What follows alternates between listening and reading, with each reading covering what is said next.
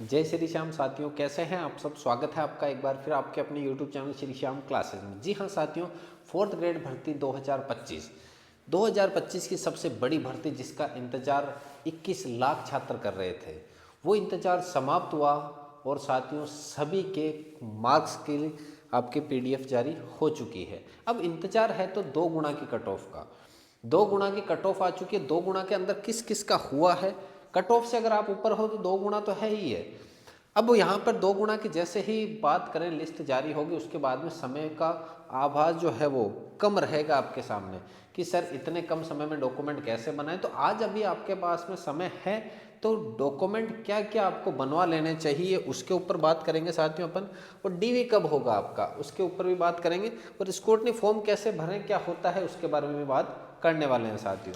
तो देखिएगा, सबसे पहले अगर मैं बात करूं डीवी कब होगा साथियों, एक एग्जैक्ट डेट तो मैं आपको नहीं बता सकता, लेकिन अगर बात करें जैसे कि मैं महीने लिखता हूं जनवरी, फरवरी, मार्च, अप्रैल। देखिएगा जनवरी पूरी जा चुकी है, इसमें कोई संभावना है ही नहीं आपकी। फरवरी के अंदर साथियों अभी की बात करें तो डीवी, आलोक राज जी ने यह भी कहा है कि डीवी सबसे लास्ट में होगा जब तक जो भर्तियां, जैसे कि अभी पटवारी को ज्वाइनिंग नहीं मिली है, ग्राम सेवक का अभी तक ज्वाइनिंग नहीं हुई है। उन्होंने तो ये भी कहा है कि हम कोशिश करेंगे ये जो रीट हुई है ना अभी 17 तारीख बाद में, इसको भी जल्द से जल्द समाप्त करके इसको भी ज्वाइनिंग दे दें, ताकि जिनको ज्वाइनिंग मिल जाए वो छात्र यहाँ डीवी ना करवाएं तो उनकी सीट वो किसी और को दे सकें। आलोक राज जी सोच बहुत बढ़िया रहे हैं, वो चाहते हैं कि भाई डीवी हम लेट से लेट कराएं। हम चाहते हैं कि डीवी करवाने से पहले एक बार के लिए जितनी भी भर्तियां पेंडिंग में है उन सबको संटारा करके उन सबको ज्वाइनिंग दे दी जाए।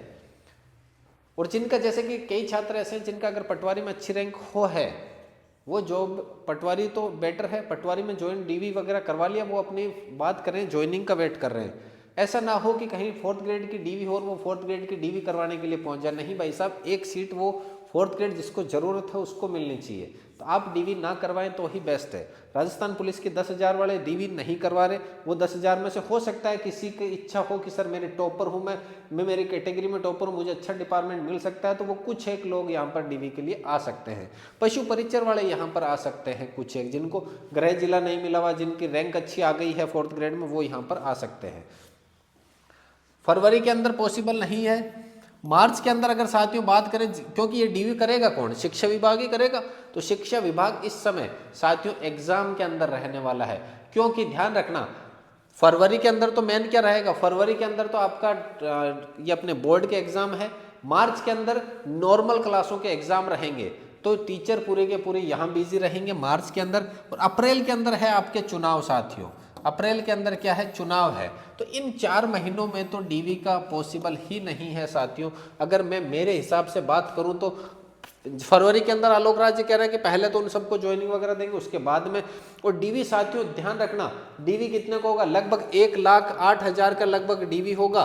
तो ये कम से कम साथियों 1 से 2 महीने चलने वाली प्रक्रिया है। ऐसा नहीं है कि वो एक ही दिन में पूरा का पूरा काम हो जाए, ऐसा नहीं होगा साथियों।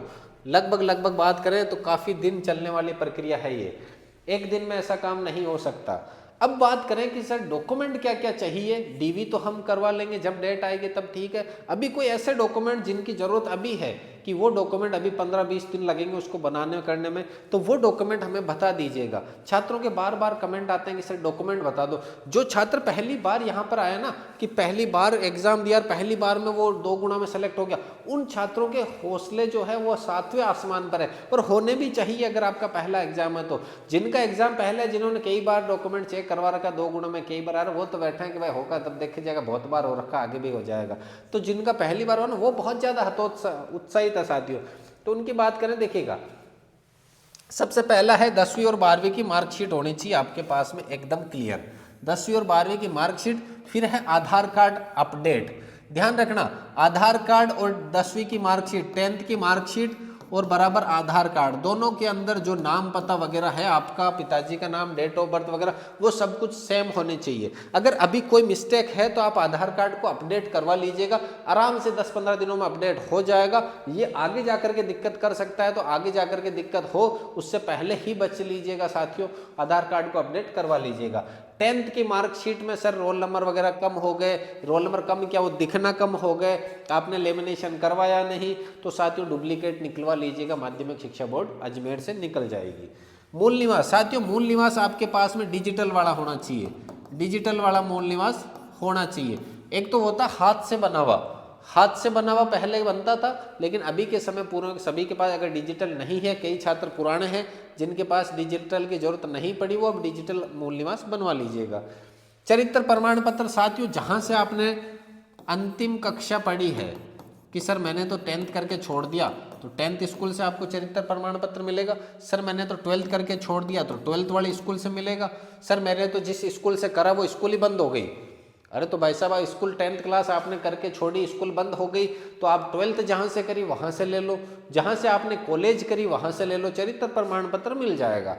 अगर सर सब कुछ रास्ते दरवाजे बंद हो गए कि तो एफिडेविट है अपने पास में, क्या है एफिडेविट लगाना कि महोदय जी जहाँ से मैंने 10वीं क्लास करी थी वहाँ पर वो स्कूल आज के समय बंद हो चुकी है और 10वीं क्लास के बाद में मैंने कोई किसी भी प्रकार की पढ़ाई नहीं करी है, तो मैं मेरा चरित्र प्रमाण पत्र कहाँ से दूँ, नहीं दे सकता आपको, इसके लिए क्षमा प्रार्थी हूँ। और जो भी अगर कोई गलती वगैरह हो तो उसके खामियाजे मैं भुगतने के लिए तैयार हूँ। तो साथियों वो भी समझते हैं कि जब स्कूल ही बंद हो गई तो कहाँ से चरित्र वो देंगे। एनओसी सबसे बड़ा है। अन्य गवर्नमेंट जॉब में अगर आप हो, जैसे पशु परिचर, साथियों ध्यान रखना पशु परिचर वाले ही छोड़ सकते हैं, पशु परिचर में अगर आप हो और जिसकी टॉपर रैंक है, टॉपर जिसको सचिवालय मिल सकता है और वो राजस्थान पुलिस ज्वाइन कर ली, तो वो 2 ही भर्तियों के छात्र यहाँ आ सकते हैं, बाकी कोई छात्र यहाँ नहीं आएगा। ये छात्र अगर यहाँ आते हैं तो इनको अपने डिपार्टमेंट से एनओसी लेनी पड़ेगी, इनको अपने डिपार्टमेंट से क्या लेनी पड़ेगी, एनओसी। एनओसी लेकर के वो यहाँ पर एनओसी लगाएंगे कि भाई हम पहले इस गवर्नमेंट जॉब में थे, अब इस गवर्नमेंट जॉब में आए हैं, तो एनओसी लगाना जरूरी है साथियों। उसके बाद में देखो विवाहित और अविवाहित सर्टिफिकेट होना चाहिए कि सर दोनों कैसे मिल जाएंगे। अरे अगर आपकी शादी हो गई है तो मैरिज सर्टिफिकेट लगाना है, नहीं हुई है तो आपको शपथ पत्र बनवाना है, एफिडेविट बनाना है कि मैं फलाना फलाना आदमी हूँ, ऐसा ऐसा है, अविवाहित हूँ, सरपंच और ग्राम सेवक साइन करके देंगे कि हाँ भाई साहब ये फलाना आदमी जो है अविवाहित है, और विवाहित है तो मैरिज सर्टिफिकेट आपका बन रखा है तो वो आपको देना है। उसके बाद में साथियों बात करें दहेज कि अगर मेरी शादी हो गई है तो मैंने दहेज नहीं लिया है, ये आपको शपथ पत्र में लिख करके देना होगा अलग से। और अगर आप अविवाहित है तो आपको लिख करके देना होगा अलग से शपथ पत्र कि मैं जब भी मेरी शादी होगी मैं दहेज नहीं लूंगा। इसके बाद में है 2 संतान, अगर शादी हो गई है तो वहां अपन को एफिडेविट देना होगा कि मेरे 2 से ज्यादा संतान नहीं है। और अगर शादी नहीं हुई है तो अपन को लिख करके देना पड़ेगा जब भी मेरे भविष्य में शादी होगी तो मैं 2 से ज्यादा संतान नहीं करूंगा। यहाँ पर धूम्रपान और नशे का भी देना होगा, चाहे वो विवाहित हो अविवाहित, तो कोई भी धूम्रपान की मैं न तो धूम्रपान करता हूँ, न नशे का आदी हूँ, न नशा कभी करूंगा आने वाले समय में, ऐसा लिख करके देना है जो फॉर्मेलिटी आप करोगे। एक्स सर्विसमैन का आप अगर हो तो एक्स सर्विसमैन का आपको देना है सर्टिफिकेट साथियों।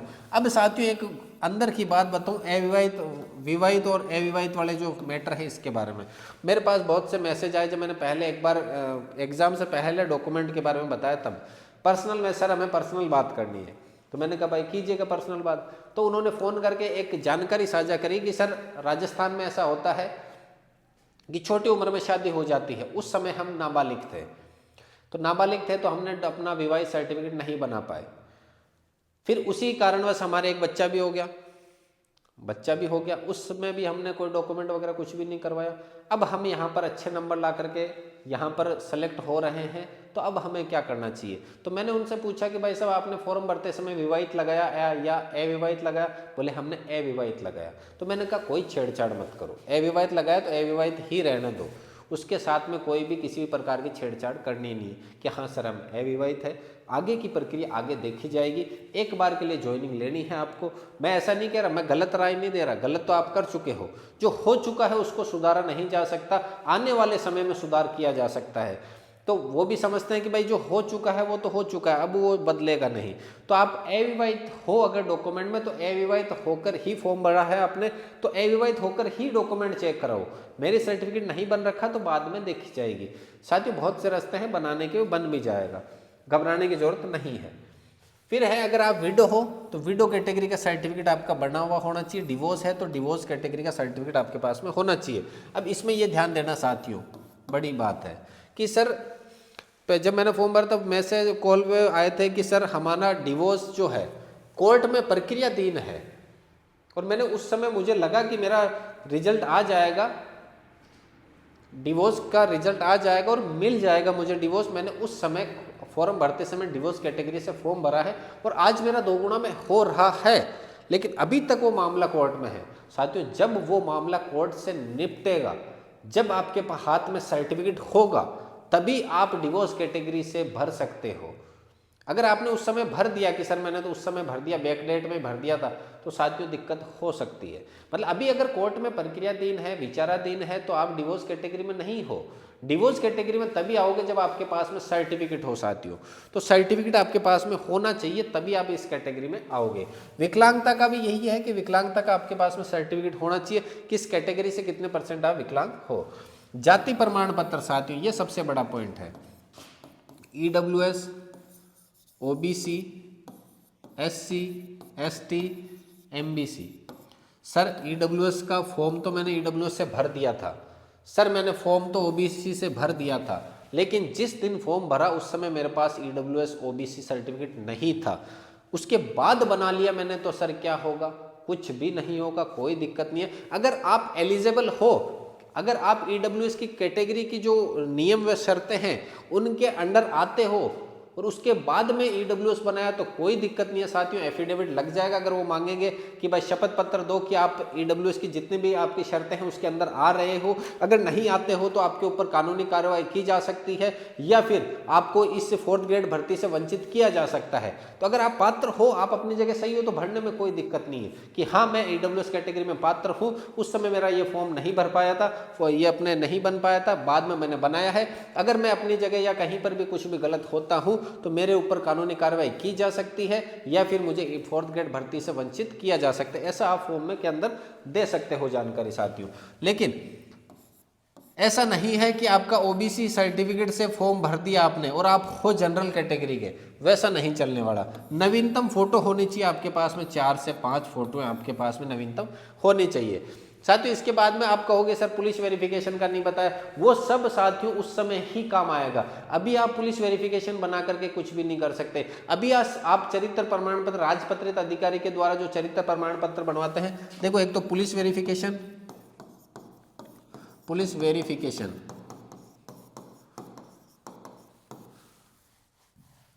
एक आप राजपत्रित अधिकारी से जो बनवाते हैं ना चरित्र प्रमाण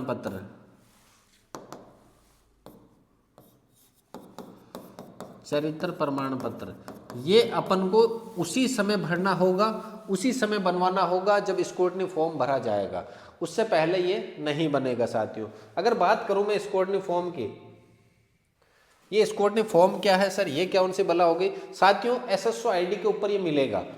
जब आपका 2 गुना में नंबर आ जाएगा तब आपको ये फॉर्म भरना है। फॉर्म कैसे भरेंगे? फॉर्म ई-मित्र पे जाकर के भरना होगा। जो भी जानकारी वो मांगेंगे वो आपको देनी होगी। सब कुछ, ये सभी डॉक्यूमेंट वहाँ पर फिलअप होंगे। ये फिलअप होने के बाद में वो डॉक्यूमेंट आपके वहाँ पर चेक होंगे ऑफलाइन।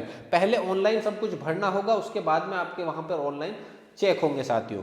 ऑनलाइन चेक होंगे, पहले ऑनलाइन भरना है, बाद में ऑफलाइन चेक होंगे। और डॉक्यूमेंट ये जो मैंने बताया, ये डॉक्यूमेंट तो साथियों अभी से तैयार करवा लेना। खास तौर पे अगर 10th 12th की मार्कशीट में कोई प्रॉब्लम है, आधार कार्ड में अपडेट में कोई प्रॉब्लम, बाकी सब सर्टिफिकेट आप बाद में भी बना सकते हो उस समय, लेकिन ये 2-3 टॉपिक ऐसे हैं जो अभी तैयार करवा लीजिएगा साथियों।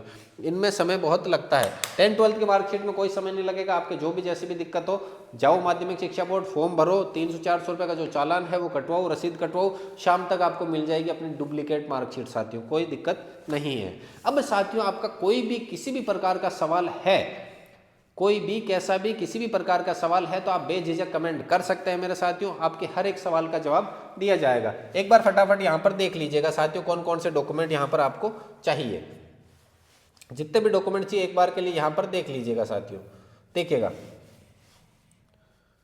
सबसे पहले अगर मैं बात करूं, 10th और 12th की मार्कशीट होनी चाहिए आपके पास में, आधार कार्ड पूरा अपडेट होना चाहिए, मूल निवास आपका पूरा डिजिटल वाला होना चाहिए। चरित्र प्रमाण पत्र आपको अंतिम कक्षा जहां से पढ़ी वहां का होना चाहिए। एनओसी अगर आप किसी अन्य डिपार्टमेंट से इसमें आना चाहते हैं, डिपार्टमेंट वो छोड़ करके, तो एनओसी आपको लेकर के आनी होगी साथियों। विवाहित और अविवाहित का सर्टिफिकेट लगाना है। दहेज नहीं लूंगा या नहीं लिया है वो बताना होगा। 2 से ज्यादा संतान नहीं है या आने वाले समय में अगर अविवाहित है तो नहीं होगी ये बताना। धूम्रपान और नशे का नहीं करता हूं, एक्स सर्विसमैन का आपको देना होगा। विडो कैटेगरी का आपको फॉर्म भरना आपका होगा सर्टिफिकेट। डिवोर्स कैटेगरी वाला सर्टिफिकेट, विकलांगता का सर्टिफिकेट, जाति प्रमाण पत्र अगर उस समय नहीं था आप बनवा लिया कोई दिक्कत नहीं है। नवीनतम 4 से 5 फोटो होने चाहिए। पुलिस वेरिफिकेशन वगैरह साथियों उसी समय काम आएगा, अभी कोई काम नहीं आने वाला साथियों। तो ये थे डॉक्यूमेंट से संबंधित आपके हर एक सवाल का जवाब, कौन कौन से डॉक्यूमेंट आपको तैयार रखने हैं। फिर भी आपका कोई भी किसी भी प्रकार का सवाल है तो आप बेझिझक कमेंट कर सकते हैं मेरे साथियों। मिलते हैं अगली क्लास में, तब तक के लिए जय हिंद, वंदे मातरम।